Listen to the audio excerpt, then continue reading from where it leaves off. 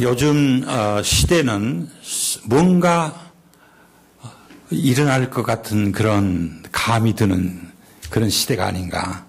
뭔가 하나님이 일을 내실 것 같은 그런 마음이 듭니다. 제가 중국에 1년에 한 번씩 이렇게 그 단동이라고 압록강 바로 옆에 있는 거기에 탈북자들 돕는 그 일을 하고 있습니다. 거기는 여러분이 아시는 대로 아주 심각한 그런 일들이 벌어지고 있습니다. 그래서 중국 사람들은 건너오는 이북 사람 탈북자들 잡으려고 기다리고 있어요. 한 사람씩 잡으면 돈이 생기니까 그걸 인신매매로 이렇게 팔아넘기는. 그래서 이 탈북한 사람들은 죽기 살기로 건너옵니다. 다행히도 좋은 선교팀에 연결이 되면은 고생하지 않고 올 수 있습니다.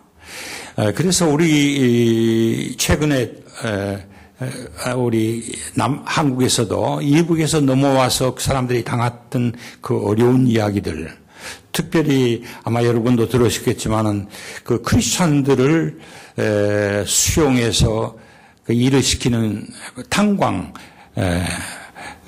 철광소의 그 사람들을 뭐라고 묘사했냐면 꼬리 없는 짐승. 특별히 크리스찬들을 그렇게 뼈가 다 나오고 그야말로 사람 꼴이 아닌 그런 모습으로 아직도 죽지 않고 일을 하고 있는 그런 크리스찬들이 아직도 고생을 하고 기도하고 있습니다. 그러니 하나님이 그 모습을 보시면서 뭔가 일을 내시지 않겠는가. 작년 봄에 중국에 갔을 때 그 선교팀이 선교 편지를 하나 저에게 전달했는데 그 내용은 뭐냐면은 탈북한 사람 중에 한 사람을 우리 선교팀에서 받아다가 그 사람을 1년 반 동안 말씀을 또 보살펴주고 신앙을 갖게 했습니다. 그랬더니 이분이 신앙이 커지면서 어떤 결심을 했냐면 자기는 살기 위해서 탈북을 했는데 이제 예수를 알고 보니까 죽기 위해서 다시 들어가야 되겠다. 그래서 이북을 다시 들어가면서 쓴 편지, 모든 사람들에게 쓴 편지를 카피를 해서 저에게 줬습니다. 그 이후로 저는 그 참회를 위해서 많이 기도를 합니다.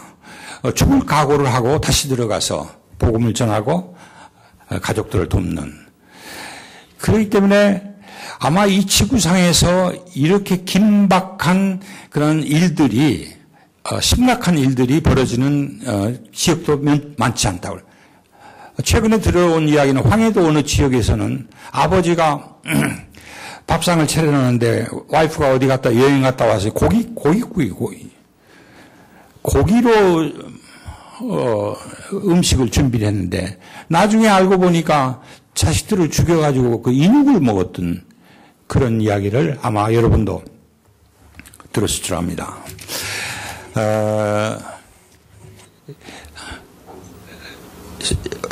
저는 특별히 요즘 우리 들려오는 그 한류의 이야기들을 관심 있게 듣습니다. 우리나라는 중국과 일본 사이에 끼어서 얼마나 많은 고생을 했는지 모릅니다. 제가 처음 중국 갔다 올 때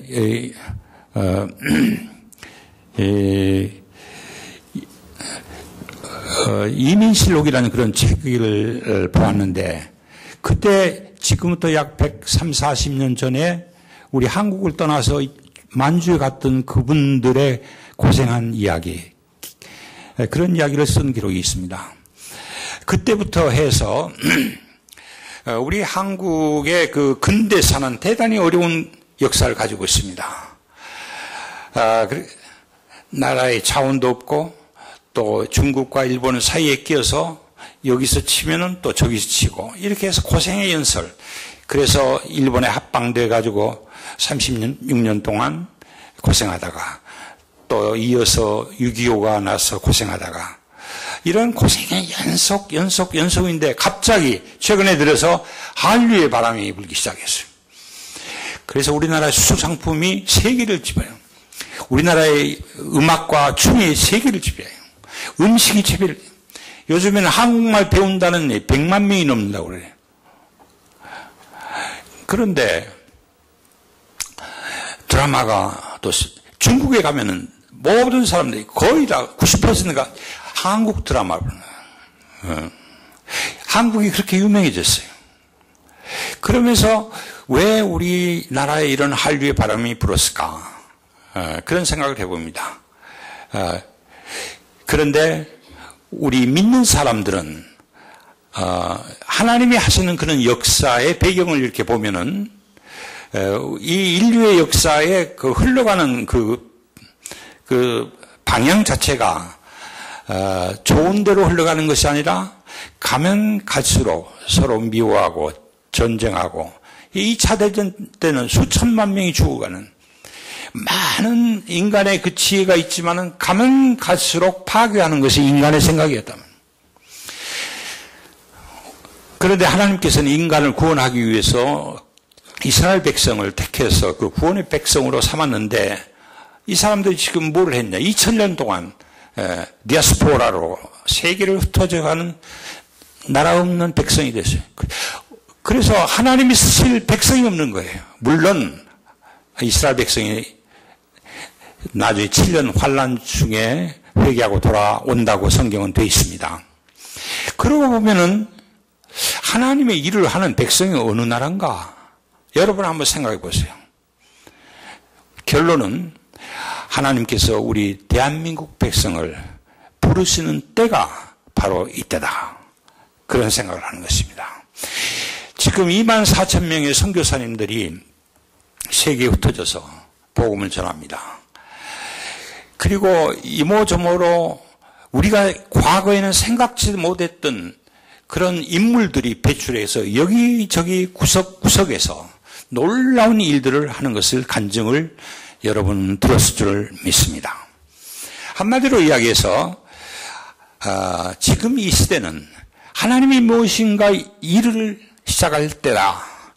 그것이 바로 우리 한국 백성을 통해서 시작하지 않겠나 그런 마음을 가지고 있습니다.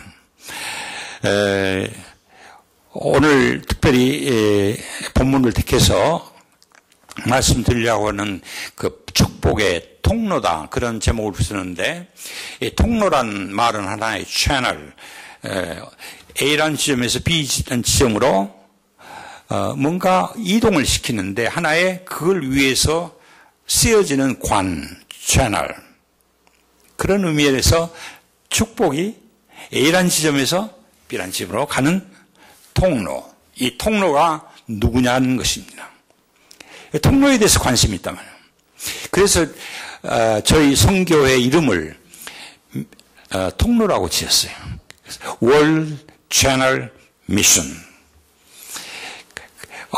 그래서 그러다 보니까 참 이름이 재미있는 것 같아요. 그래서 뭔가 그 채널의 역할을 하는 교회, 채널 역할은 개인, 가정.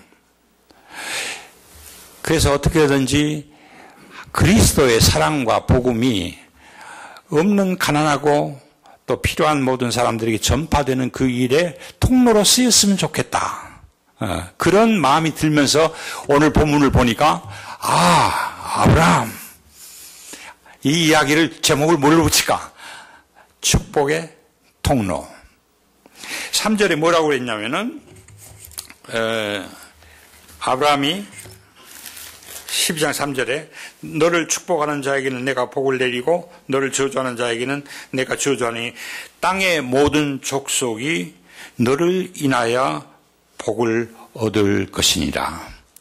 그 이야기만 들어도 참 좋은 것 같아요. 오늘 이 시대에 나밖에 모르고 내가 잘 되기를 바라고 내가 나만 축복받기를 원하는 그렇게 해서 인류 학교를 가고 열심히 돈을 벌고 그런 시대예요. 그런데 어떻게 하면 남에게 복이 전파될 수 있을까? 나를 통해서 전파될 수 있을까? 그 아이디어 자체도 참 재밌는 것 같아요. 아마 이런 아이디어가 최근에 나온 것이 아니라 벌써 아브라함 때 너를 통해서 하나님의 복이 만 백성에게 전파되리라. 얼마나 멋있는 말인가요? 우리가 그 이야기를 들으면서 그 아브라함의 이야기로 끝날 것인가? 그렇지 않은 것 같아요. 아브라함의 믿음, 우리는 믿음의 조상 아브라함 그런 말을 쓰는 이유는 아브라함이 엔조이했던 그 믿음을 우리도 카피해서 엔조이할 수 있다는 사실이에요. 또 우리가 그 믿음을 카피해서 우리가 누릴 때에 똑같은 하나님의 기적의 축복의 역사가 우리를 통해서도 나타난다는 사실이에요. 그래서 우리는 아브라함의 믿음 한다는 이야기는 그와 같은 하나님의 놀라운 도움이 아브라함한테 일어난 것이 아니라 우리한테도 일어난다는 것을 전제를 하고 있는 것입니다. 그래서 우리는 누구를 통해서 우리의 인생을 배우고 우리를 조정하고 그렇습니다. 2013년에 여러분 새해를 맞이해서 이 새해는 좀 더 멋있는 새해로 살고 싶다. 다들 그런 생각을 가지고 있겠습니다. 그래서 여러 가지 말씀도 들어보고 여러 가지 생각도 나누는 것입니다. 그런 의미에서 저희가 여러분에게 챌린지하는 것은 우리 믿음의 조상인 아브라함이 보여주었던 소위 축복의 통로의 그 역할, 그것을 2013년에 여러분의 그 미션 스테이트먼트로 삼았으면 좋겠다. 또 플러톤 좋은 교회의 그런 스테이트먼트로 삼았으면 좋겠다 하는 뜻에서 이 본문을 택했습니다.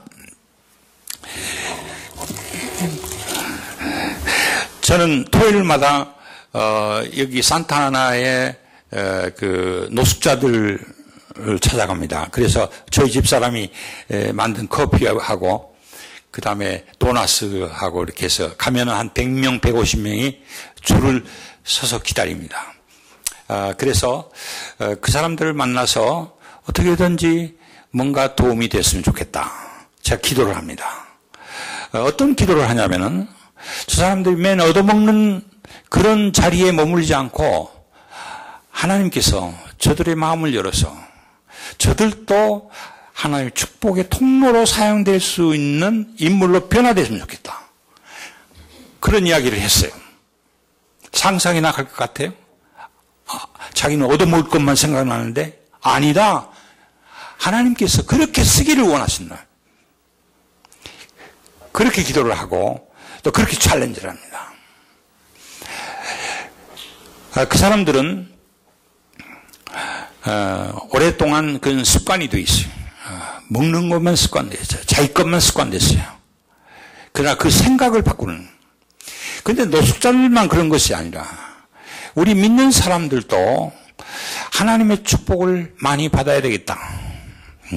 그런 생각은 좋지만은 정말 하나님께서 뭘 원하시고 어떤 삶의 자세로 하나님을 기쁘게 해드릴까 하는 점을 우리가 깊이 생각을 해봐야 될 걸 압니다.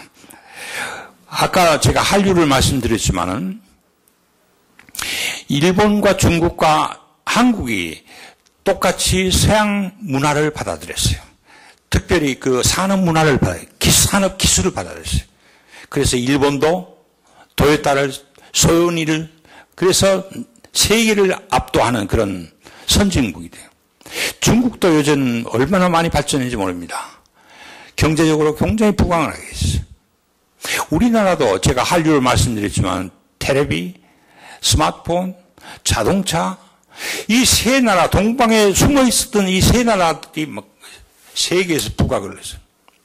그런가 하면 서양에서 뭘 받아들였냐면은 민주주의를 받아들였어요. 일본, 중국, 한국 다 봉건사회였어요. 그러다가 민주주의가 뭐인가를 그래서 민주주의 나라로 변화되기 시작한 거예요. 일본도 그렇고 한국도 그렇고 중국도 상당히 많이 변화된 시점에 와 있습니다. 세 번째 사건이 있어요. 서양에서 뭘 받았냐면 기독교를 받아야 됐어요. 이 세 나라 중에서 일본은 아직도 2%가 안 돼, 크리스찬이에요. 오늘날 우리 한국은 아까 말씀드렸지만은 미국 다음 가는 그 많은 선교사를 해외에 파견했어요. 그래서 이 세 나라가 세 가지를 다 받아들이는데 우리 한국은 우리 신앙으로 이렇게 부강한 나라가 되고 그러기 때문에 하나님께서 우리를 쓰신다 하는 그런 확신을 갖게 된 것입니다. 그럼에도 불구하고 오늘날 우리는 문제가 있습니다. 마귀는 얼마든지 우리를 방해를 합니다. 오늘날 주일학교를 졸업한 70%는 고등학교를 졸업하고 교회를 떠납니다. 20%는 대학을 졸업하고 교회를 떠나는 90%가 교회를 다니던 주일학생이 교회를 떠난다는 사실이에요. 그 이유를 물어보면 두 가지 이유가 있어요. 한 가지는 뭐냐면 그 애들 눈에 보이는 교회에서 되어지는 모든 일들, 이런 일들이 별로 마음에 감동이 없단 말이에요. 세상이나 교회나 별로 감동이 없단 말이에요.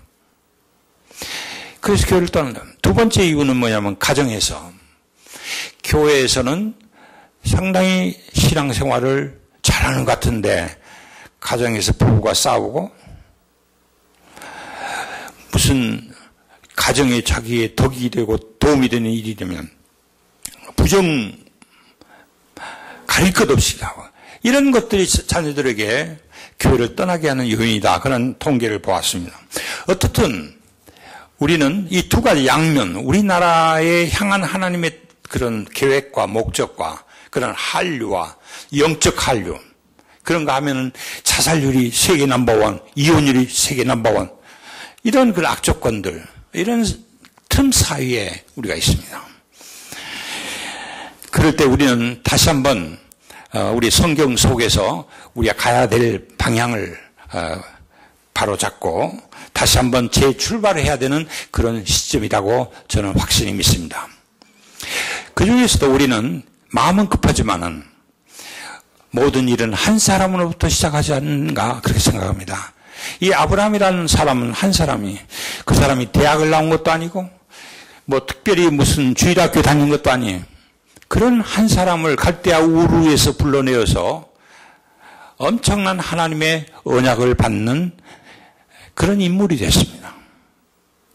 오늘 우리는 교회가 몇백 명, 몇천 명, 몇만 명 되어야 교회를 자랑하고 나는 그 교회 다니는 것을 사랑하는 거예요.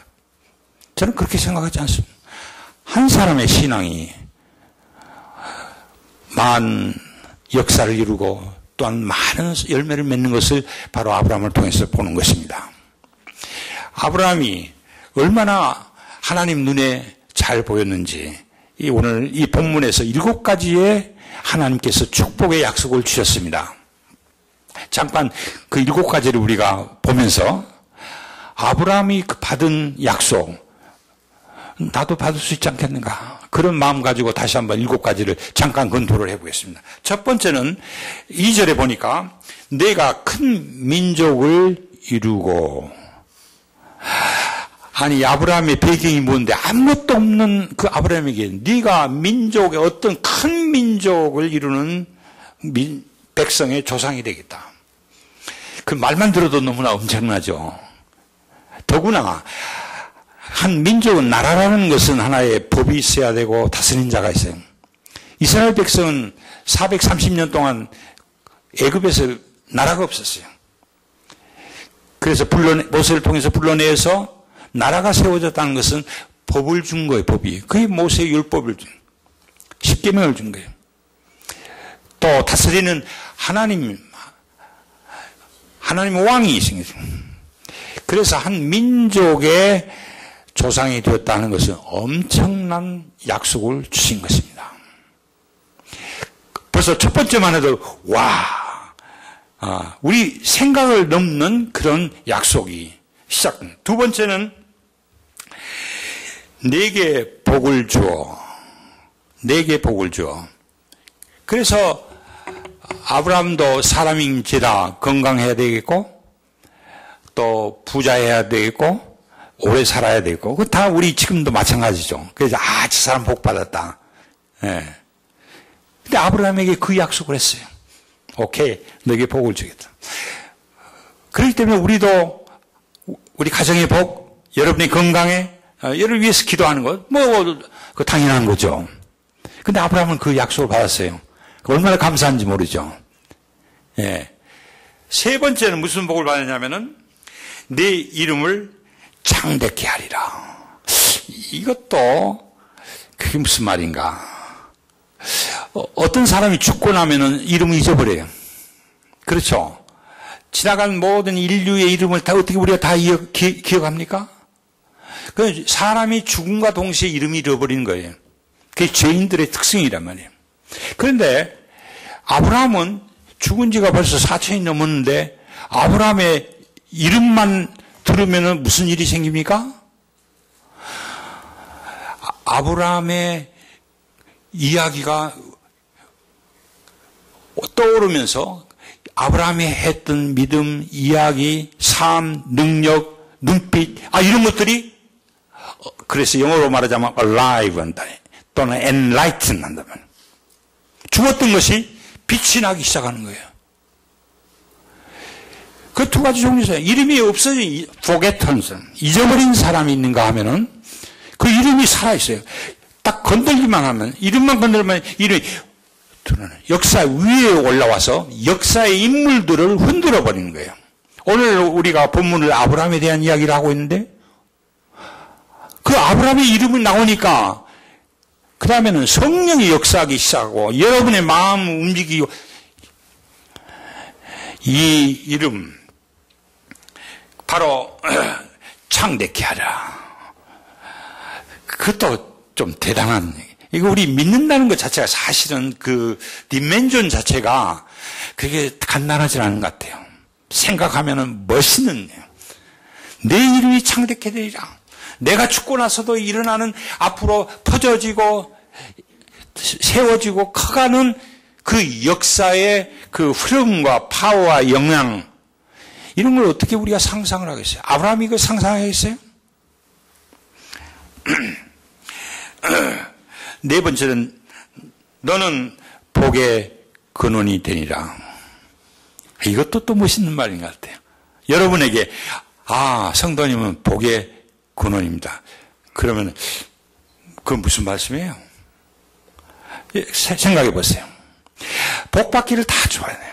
복 있는 사람은 악인의 길을 쫓지 않으며 죄인의 길에서 서지 않으며 오만 자리에 앉지 않으며 오직 여호와의 율법을 즐거워하여 주야로 그 율법을 묵상하는 자로다.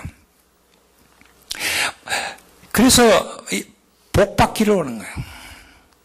우리 크리스찬들이 근데 복이 어떻게 생기는지 알 수가 없어요. 알 것 같은데 모르는 거예요. 복을 어떻게 받는지 알 것 같은데 모르는 거예요. 복의 위력이 어떤 것인지 알 것 같은데 모르는 거예요. 근데 누구를 보니까 알아요? 아브라함을 보니까 누구한테서 복을 받는 걸 알아요. 엄청난 지금 7가지의 하나님의 약속의 복을 받는데 살펴보니까 아브라함은 어디로 거슬려요? 하나님을 따라서. 바로 복의 근원이 된다는 것은 모든 인류가 복을 어디서 받느냐 하는 것을 아브라함 라이프를 통해서 한단 말이야. 어떻게 받느냐? 믿음으로 받는다는 것이 뭐냐? 그러니까 너희는 복의 근원이란 말이야. 복의 백과사전. 이것도 우리도 한번 생각해 볼 필요가 있어요. 왜 아브라함만 복의 근원입니까? 여기 앉아 계신 모든 분도 여러분의 삶을 통해서 여러분의 자녀가 우리 아버지, 우리 할아버지 그분을 통해서 복을 나는 알았습니다. 그분을 통해서 어떻게 하나님이 사는 것이 복받는 사람인 걸 알았습니다. 여러분이 복의 근원이 되는 아브라함은 복의 근원이 아니단 말이에요. 다섯 번째, 여섯 번째 이 두 가지를 묶어서 했습니다. 너를 축복하는 자에게 내가 축복하고 너를 저주하는 자에게 이것도 같이 묶은 축복이에요. 다섯 번째, 여섯 번째. 여러분을 축복하는 사람을 하나님이 축복하시겠다는 거예요. 여러분에게 저주하겠다는 거예요. 그건 무슨 말이에요? 여러분을 보호하시겠다는 거예요. 보호자. 다윗은 그랬어요. The Lord is my shepherd. I lack nothing. He makes me lie down in green pasture. He leads me beside quiet waters. He blesses our souls. Even though I walk through the darkest valley, I will not fear the evil. For you are with me. Your rod and the staff, they comfort me. 벌써 하나님과의 관계에서 나의 보호자로 생긴 다윗은 여호와를 나의 목자. 너를 축복하는 자에게 하나님이 축복하고 너를 해하는 자에게 내가 맡겠다는 얘기. 이런 약속 아브라함에게만 있습니까? 그렇지 않다고 생각합니다. 여러분 한 사람 한 사람, 여러분 가정이 이사야서 41장 10절에 두려워하지 말라. 내가 너의 하나님이 됨이라. 놀라지 말라. 내가 너와 함께함이라. 내가 나의 오른손으로 너를 붙들리라. 내가 너를 도와주리라. 로마서 8장 32절에 보면 하나님이 우리를 위하시면 누가 우리를 당하겠냐. 그래서 다섯 번째, 여섯 번째는 우리는 하나님을 백으로 사는 거예요. 그렇게 가지고 있다는 사실을 믿는 사람의 삶의 애티튜드는 어떻게 된다고 생각하십니까? 달라요. 얼굴 표정이 달라요. 말이 달라요. 삶의 애티튜드가 다를 수밖에. 이런 복 받고도 매일 걱정하고 근심하고 남 미워하고 입에서 그렇다면 이게 맞지 않는 이야기예요. 마지막 일곱 번째는 뭐라고 했습니까? 땅의 모든 족속이, 잘 들어보세요. 땅의 모든 족속이 너를 인하여 복을 받을 것이라. How wonderful it is. 오늘 나 혼자 살기도 바빠. 근데 땅에 있는 족속이 너 때문에 복을 받는다. 아담과 하와가 서로 죄를 짓고 나서 이 당신이 주신 저 여자 때문에, 너 때문에, 오늘도 마찬가지예요. 그런데 당신 때문에 내가 복을 받았습니다. 우리 아버지 때문에, 우리 어머니 때문에, 우리 할아버지, 할머니 때문에. 먼저 우리는 우리 자손들에게 복을 주어야 돼요. 어떻게 해요? 우리 믿음의 삶을 통해서 저들이 보고 갚이를 해요. 한 사람은 위대한 일을 할 수 있어요. 저희 어머니는 35세에 과부가 됐어요. 5이 있는데 제일 막내기는 난 지 40일. 두부 장사했어요. 서울에서 헌 군복 사다가 팔았어요. 그렇게 하면서도 매일 새벽에 새벽 기도를 나와 기도하신 두 가지를 가르쳐 우리 어머니. 하나님 말씀대로 정직하게 진리 안에서 사는 자녀가 되기를 바라는 거예요. 넘버 1. 바르게 사는. 그 가능하지만 두 번째, 다른 사람을 돕고 사는 것. 두 번째.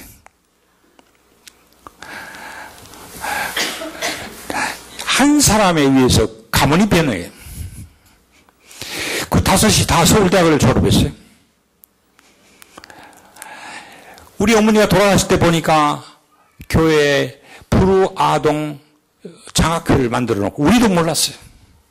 자식들이 준 돈 다 모아가지고 우리 교육시킬 때 어려웠기 때문에 그걸 다 한 거예요.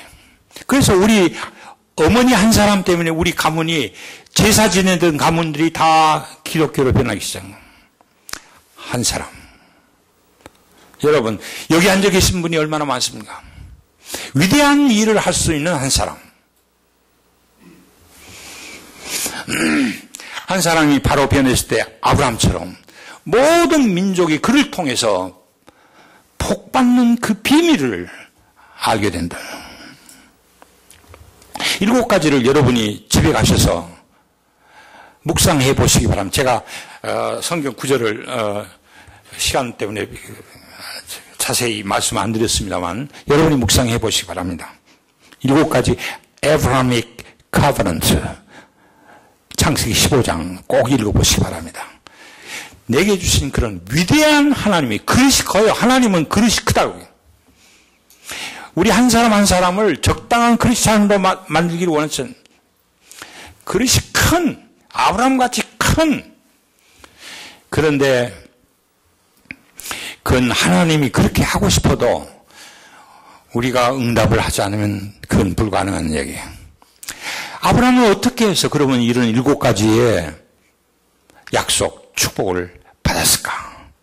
그러면 우리 이제 다시 아브라함의 그 생애를 보는 거예요. 그래서 그 아브라함의 이름이 살아난다는 이야기예요. 이 사람은 어떻게 해서 하나님으로부터 이런 엄청난 7가지 언약을 받았을까? Why not me? 나에게 적용을 시켜보는. 그래서 우리는 아브라함의 생애를 통해서 그 자세히 관찰하기 시작합니다.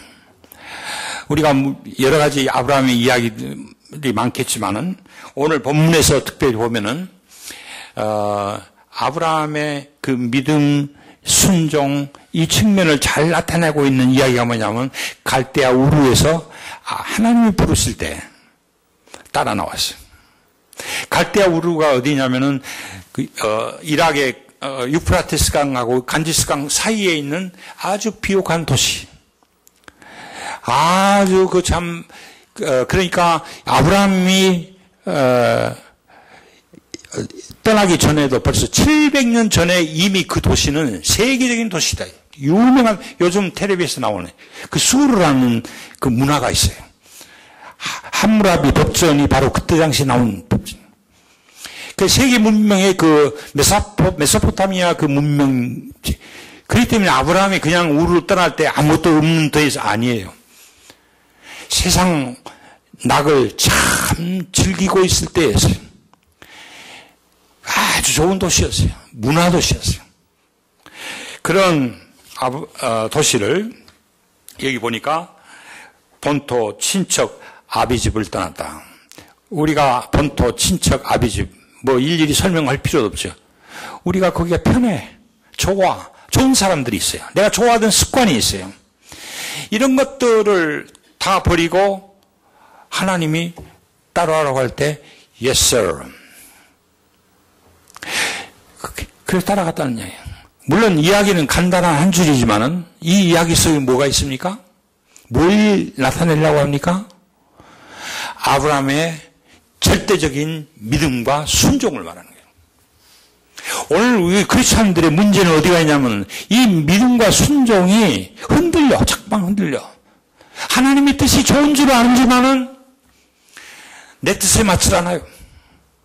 여러분 기도하실 때 무슨 기도하십니까? 하나님, 나를 향한 하나님 뜻이 무엇입니까? 여러분 그렇게 기도하십니까? 참 힘들죠. 그렇게 기도하면 하나님 가만히 있을 것 같아요? 하나님 대답합니다. 그래, 내가 너를 향한 뜻은 이러이러하다. 그래도 여러분 들으시면 어때요? 좋아요? 하나님의 뜻은 때로는 나에게 위험해요. 어려워요. 받아들이기가 힘들어요. 그 성경에 나온 모든 사람들이 하나님의 뜻을 받았을 때 느낀 점이에요. 힘들어요. 오늘 이 시대에도 우리 신앙이 자라지 않는 첫 번째 이유가 뭐냐면은 하나님의 뜻을 찾고 싶질 않아요. 왜 찾고 싶지 않은지 아세요? 찾아봐야 내 뜻하고 잘 안 맞아요. 나는 내 마음대로 좀 가고 싶은데 하나님 뜻 물어보면 그거 아니에요. 야, 버려. 버리고 나 따라와. 버리고 나 따라와. 아니, 이걸 버리고 어떤 부자 관원이 예수님 만나가지고, 자, 내가 어떻게 해야 구원을 받습니까? 너 가난한 사람 다 팔고 나 따라와. 아이고, 주님의 뜻을 알았어요.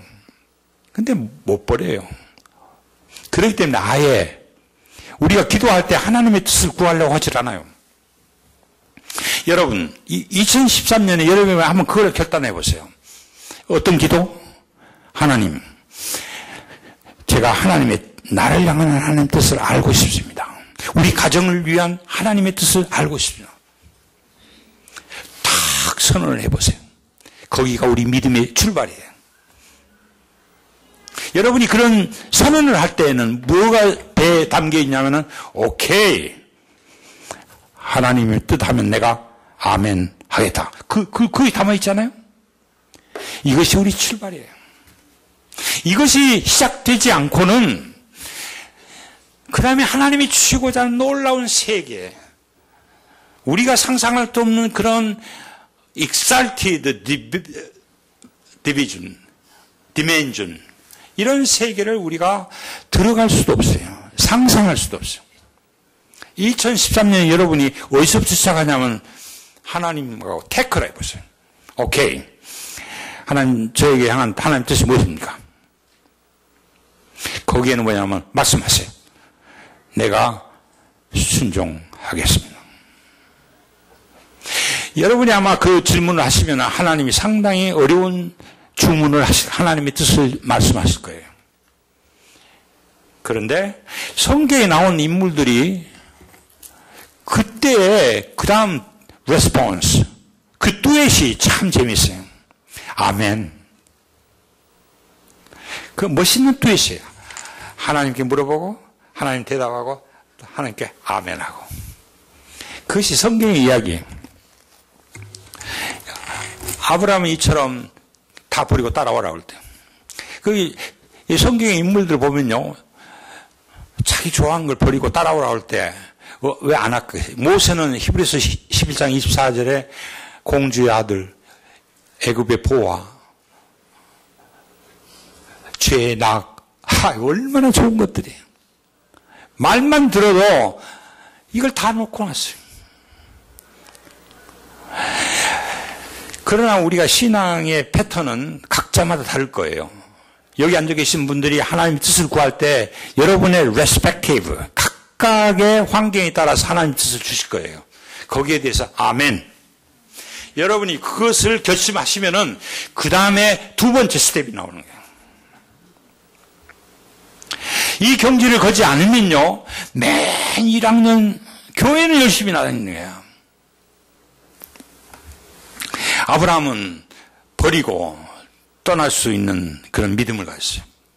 순종할 수 있는 믿음을 가졌어요.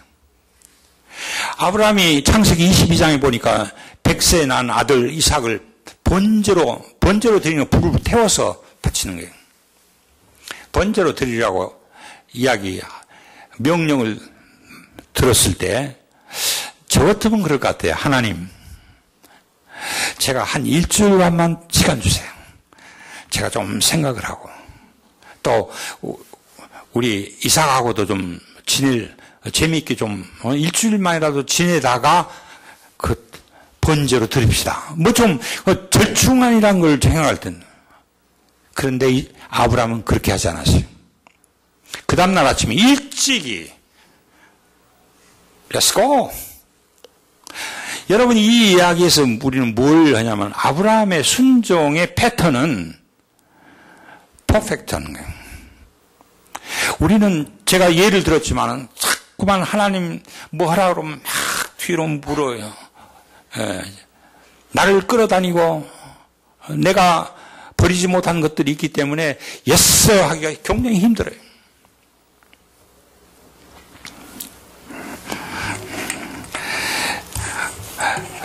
하나님은 여러분의 아멘 소리를 듣기를 원하십니다. 제가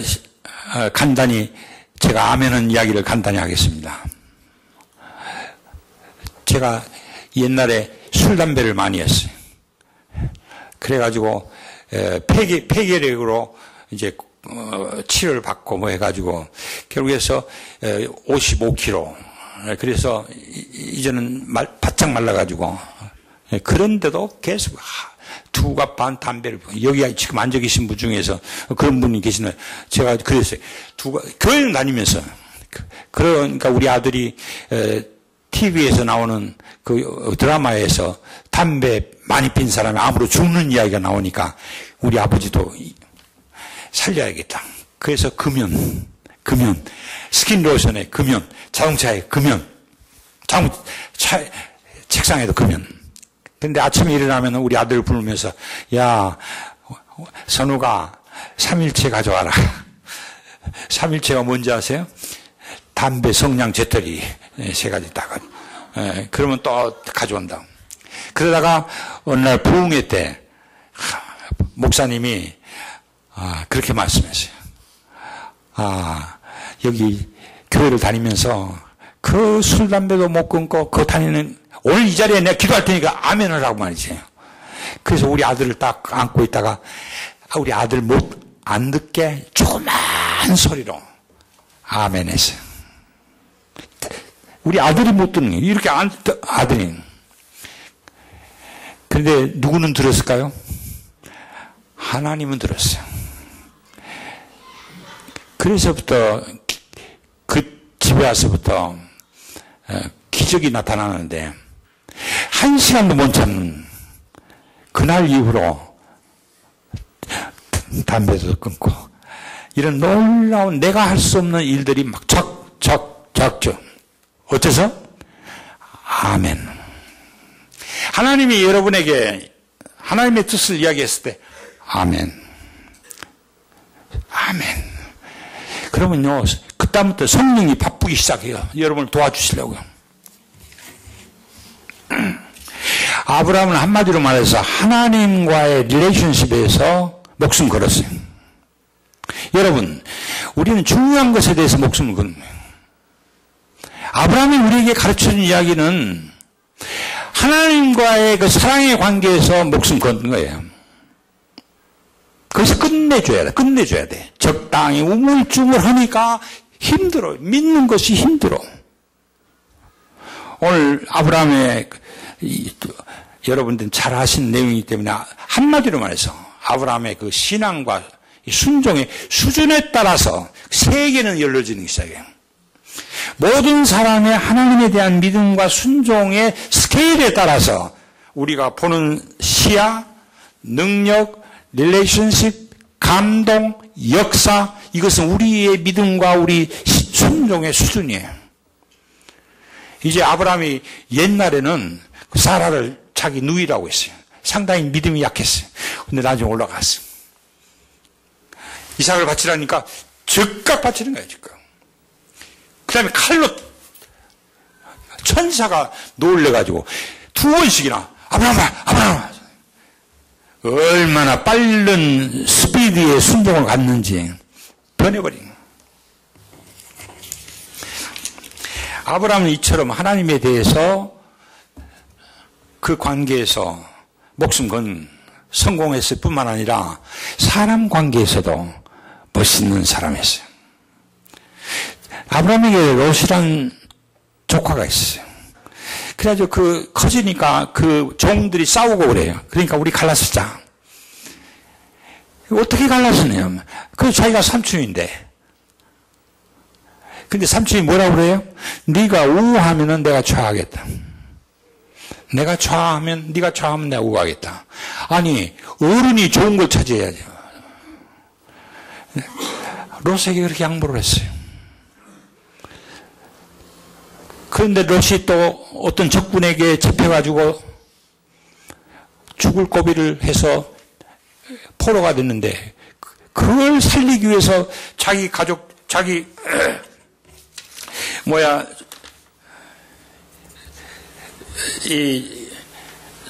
자기 집에 있던 종들 여기 보니까 318명이라고 318명을 데리고 가서 자기 롯을 구해왔어요. 우리 같으면 말이죠. 소돔과 고모라에 갔던 그 롯을 미워서라도 안 구해줄 것 같은데 가서 구해줬어요. 그런가 하면은 불시에 세 사람의 방문객에 대한 이야기가 나와요. 기억나시죠? 거기에는 한 분이 바로 그리스도가, 그 세 분을 돕는, 세 분을 대접하는 모습을 한번 보세요. 길거리 다니다가 들린 사람을 대접하는 모습. 자기 최선을 다해요. 자기가 가지고 있는 걸 다 모빌라이즈 한 거예요. 자기 아내, 사랑, 자기 종들, 자기의 염소, 자기의 떡가루, 자기 집에 있는 좋은 것을 다 해서 이웃을 도와주는.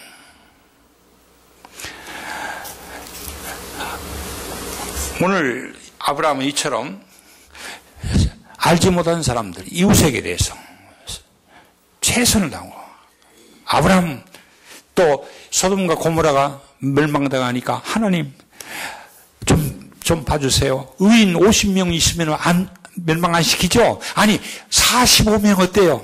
예, 아니면 40명, 30명, 20명, 10명 하나님하고요 그렇게 짓궂게 물고 늘어지는 거예요. 살리려고. 오늘 아브라함은 이웃에 대한 관계에 성공을 했어요. 여러분 어떻게 생각하세요? 사람 우리가 두 가지 면을 보면 돼요. 하나님과의 관계에서 내 일생에 내가 어떻게 목숨을 걸었냐. 또 하나는 내 이웃을 내 몸과 같이 사랑하라는 그 이웃에 대해서 나는 어떤 레코드가 있느냐. 어떤 서기관은 예수님한테 물어봤어요.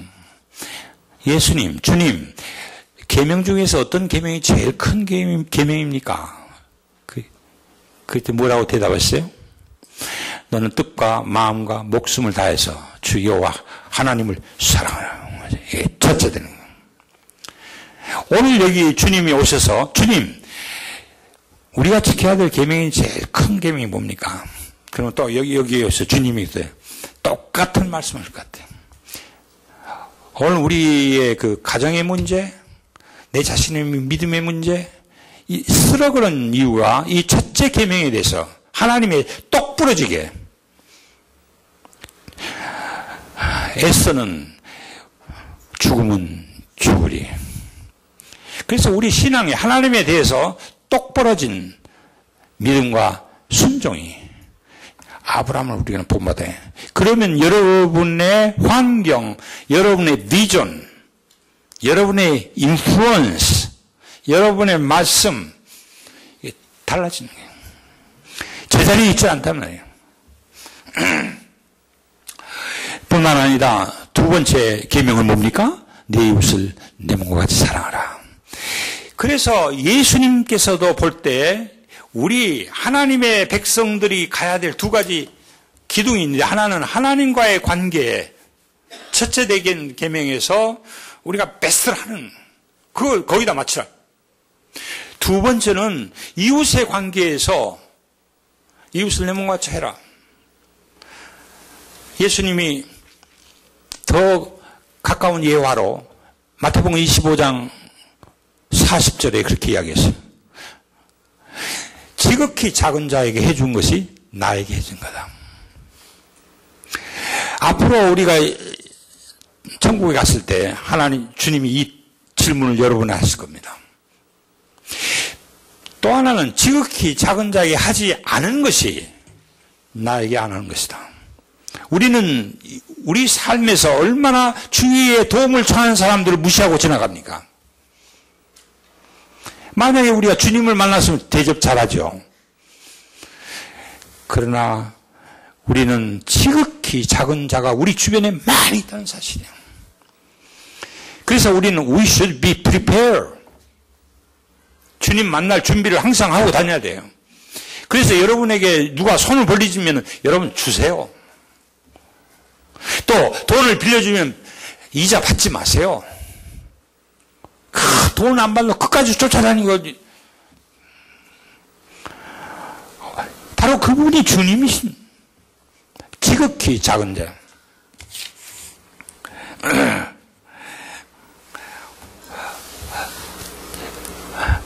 10계명의 10개의 계명을 2개에 나눴어. 1계명부터 4계명까지는 뭘 이야기하냐면 하나님을 사랑하는. 5계명부터 10계명까지는 이웃을 사랑하는 거예요. 구약에서도 신앙의 핵심 2가지를 하면은 이 10계명에서 이웃을 사랑하는 거하고 하나님을 사랑하는 거하고 이웃을. 신약에 와서 예수님이 또 하나님을 사랑하는 거하고 이웃을 사랑하는 거. 여기에 성공한 사람이 오늘 소개한 아브라함이었어요. 그래서 아브라함의 믿음의 조상이라는 거예요. 그대로 따르면 너도 그렇게 된다는 이야기예요.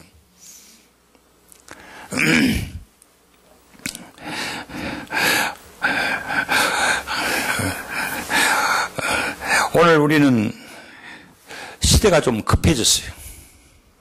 아까도 우리 자녀들 이야기했지만은 우리 자녀들은 우리의 신앙을 바라보고 물어보지는 않지만은 그 신앙을 유심히 바라봅니다. 우리가 자녀들에게 무슨 신앙을 가르쳐줘야 되겠어요? 우리 주변에 있는 믿지 않은 사람들 향해서 무슨 메시지를 줘야 되느냐면 우리 한 사람이 이와 같은 2가지 결단을 우리가 해서 우리 자녀들이 변화돼야 돼요. 우리 손주들이 셋이 있는데 가끔 이 노숙자들 모임에 걔들이 나옵니다. 나와서 같이 봉사도 좀 하고 그래요. 우리는 이제 우리 후손들에 대한 책임이 있고 또 우리 나라를 정말 좋아하고 본받기를 원하는 많은 백성들이 있어요. 우리나라가 지금 얼마나 잘 살게 됐습니까? 이건 우리 힘으로 됐다고는 저는 생각하지 않습니다. 하나님이 도와주셨어요. 제가요, 미국에 처음 온 지가 1956년에 왔어요. 보이스카우트 대표로, 한국 대표로 왔어요. 오니까 6.25 나가지고 3년 후에 한국 사람이 없어요, 한국 사람. 시카고에 가서 어느 집에 호스트가 돼가지고 그날 첫날 밤에 동대문에서 사온 잠옷을 다 입고 잤어요. 그 다음날 아침에 침대가 어떻게 됐을까요? 우리나라 그때 염료 기술이 없어가지고 이 파란 줄 이 잠옷이 그 침대에 그대로 파랗게 깔려 있었어요. 얼마나 당황했는지 모릅니다. 그런데 그게 엊그제예요. 지금은 한국 사람들 얼마나 많아졌어요. 이것이 사람의 힘으로 된 것이 아니라고 생각합니다. 이렇게 많은 한국 사람들이 200만이 넘는 한국 사람. 제가 56년도에 한국분이 없었어요. 오늘 우리는 아브라함에게 축복의 통로를 보았습니다. 근데 알고 보니까 우리가 믿는 예수님이 바로 축복의 통로였어요. 너희 안에 이 마음을 품으라.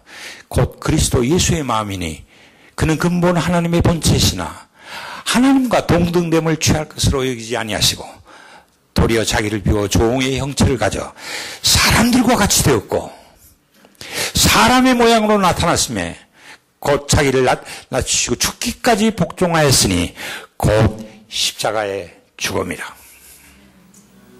거기서 끝났어요? 계속해서 그러므로 하나님이 그를 지극히 높여 하늘에 있는 자들이나 땅 아래 있는 자들로 모든 이름을 예수의 이름 앞에 꿇게 하시고 예수를 주라 시인하여 하나님께 영광을 돌리시니라. 하나님은 우리를 살리기 위해서 사람들과 같이 종의 형체로 와가지고 인간들을 붙잡고 구원하시는 그 일에 성공하신 분이 예수님이야. 뿐만 아니라 그것이 하나님 앞에 죽기까지 복종한, 아브라함이 복종했지만은 예수님도 죽기까지 복종해서 하나님과의 관계에 성공을 했어요.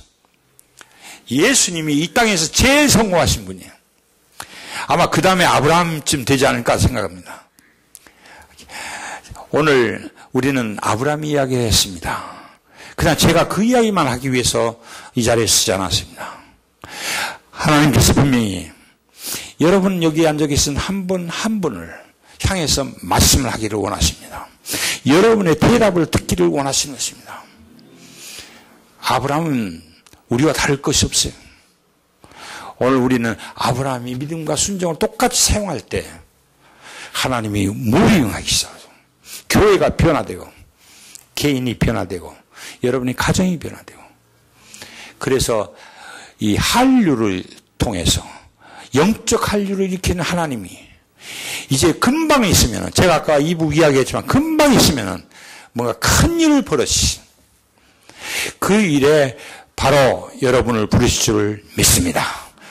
아브라함처럼 믿음과 순종에 승리하시는 여러분이 되시기를 주님의 이름으로 축원합니다.